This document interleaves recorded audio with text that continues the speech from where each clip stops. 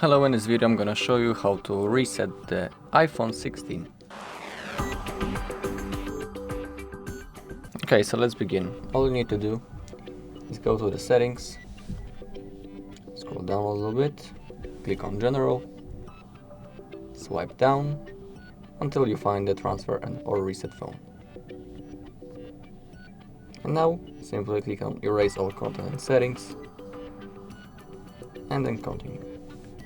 And now if you click the erase phone, the phone will be resetted to the factory settings and all your data will be lost, so please make sure that you have a backup, for example in the iCloud. In other case you will lost all your data and you won't be able to restore it.